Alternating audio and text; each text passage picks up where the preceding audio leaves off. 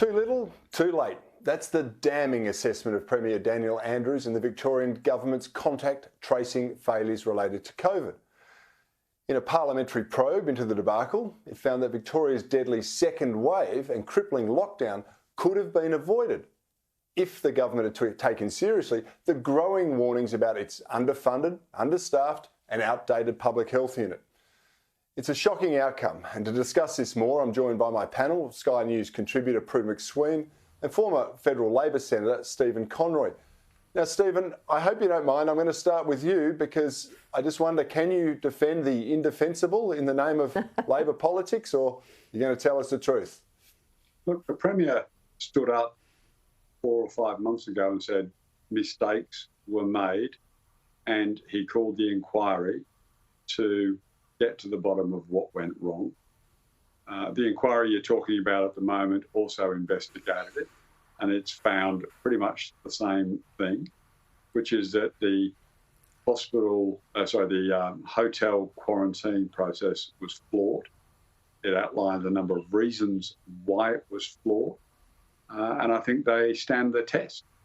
This was a very unfortunate debacle that led to, tragically, lives being lost and the Victorian government having to put the state into one of the most serious lockdowns in the world, and certainly one of the toughest lockdowns that we've ever seen here in Australia.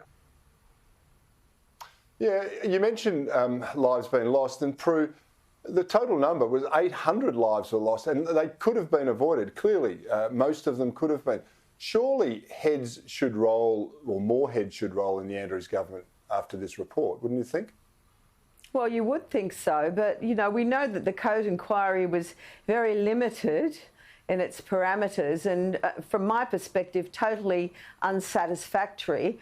It seemed to me almost a whitewash. And when you think that the 800 and more people who were lost really deserve to have much more than what's being offered, and the fact that this parliamentary inquiry has revealed that, in fact, Andrews was told and offered digital technology months before he agreed to it.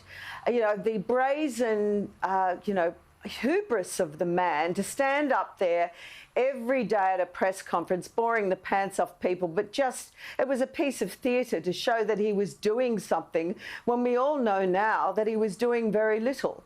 So I think that government is quite culpable. It seems that the Victorian people are prepared to accept it.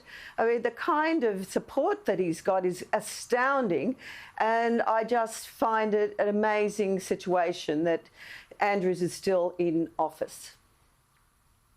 Yeah, it is quite extraordinary that I think every Premier has milked this COVID crisis to its own advantage and to either seek re-election or build their popularity. It says something about the Australian people that they feel safer being protected and nurtured rather than challenging authority. But speaking of challenging authority, there was some other... yes, Andrew, sorry, Stephen? I was just going to say, I mean, unfortunately, you're as one-eyed on this issue as you are on the US presidential situation. No, I've been very critical. You have both managed to ignore the Ruby Princess debacle and the fact that the New South Wales Minister for Health is still in his job. Well, see, Stephen, despite the Ruby Princess out of courtity to you, I wasn't going to bring up the US election. And now that you have, I'm still not going to bring it up because we'll get into a brawl. And I don't want to do that. But opening that you made, Cory, I mean, demanding that the entire election be suspended so that you can have Stephen, your hang on. Okay, Stephen Conroy is just a disgrace. What you misunderstand, and this is a typical thing. This is a typical thing that you do. You misunderstand. I said that every Premier has milked this COVID crisis for their own benefit. Now, it didn't dawn on you that there are Liberal and Labor Premiers that have benefited from this. So rather than accuse me of partisanship, I'm actually speaking truth. Now, let's speak some other truth here. In your home state of Victoria, where the dodgy police force got a lawyer to conspire with them against their own client, and so the Court of Appeal has quashed one of the drug kingpin Tony Mockbell's convictions over the Lawyer X scandal. Are you going to defend this too? Well, I'm not quite sure from a government level what it is there to defend. I mean, the police are in a serious problem that their behaviour is being absolutely hammered by the courts and by, importantly, the inquiry that's gone on. And convicted criminals are now being freed and also being able to have convictions quashed on the basis of some behaviour that the courts and the inquiries are finding was reprehensible. The government, we have this thing called separation of power, something you're not a fan of in the US, where you'd like, you know, an intelligence agency to overrule the Department of Homeland Security. And even William Barr, that lickspittle William Barr couldn't stomach Trump claims, but you'll give him a run. You keep diverting from the Yeah, no, well, that's because you don't get a leave pass on that introduction. No. The problem we have here, and I'm going to go to Prue MacSween. Prue MacSween, Stephen Conroy clearly does not understand. Stephen Conroy does not understand that the Victorian police force is not a separation of power. It is under the auspices 100%. Of the Victorian government. And the Victorian police force were absolutely embroiled in contravening every ethical standard. 100%, Cory. They're probably the most politically activist or influenced police force in this country. The government uses them as an instrument. Look at the youth gangs. You know, everything is toned down, nothing to see here, move on. It's all to protect the government. It's all theatre and theatrics.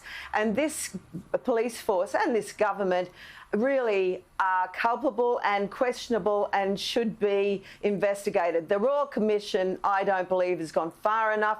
You know, heads should roll now. The Commissioner should go, and there should be a total shake-up in the way that the Victorian police interfaces with the government.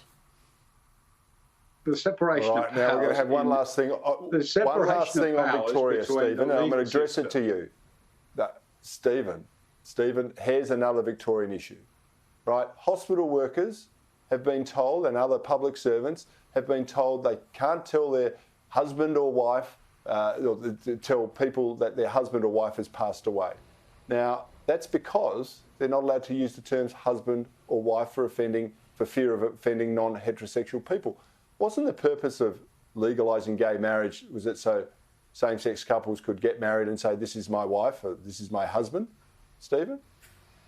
Well, I'm not a fan of the woke campaigns. I would draw on somebody who's equally trying to suggest that the wokeness has gone too far. His name's Barack Obama. Even Obama said wokeness has gone too far.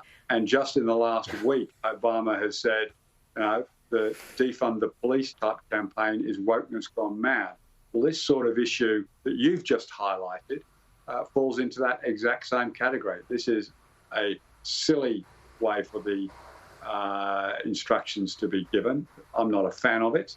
I think that there's got to be a balance between wanting to ensure that some people aren't offended by language, but equally the vast majority of people use this language, and it is a non-threatening way in any shape or form. And the government should rethink this.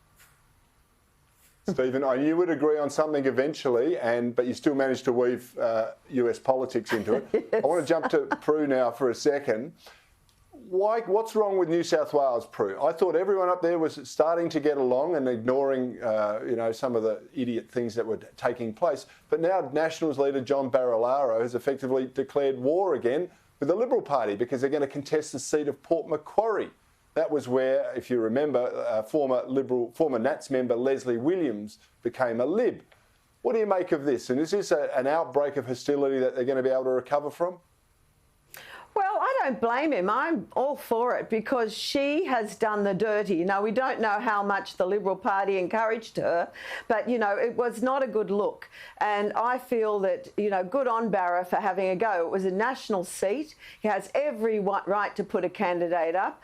And I think it's time that the Nationals flex their muscles. You know, this is supposed to be a coalition, not the Liberals dictating to the Nationals what should be done. So I'm all for it. It's healthy democracy as far as I'm concerned. Stephen, in 10 seconds, is this open the door for Labor? Is there any chance of them winning the seat? Look, it'll be a stretch, but I always back for injuries in this sort of situation. Prue MacSween, Stephen Conroy, thanks for joining me tonight, and I hope we'll have another discussion about politics at some time in the new year. Merry Christmas to you both.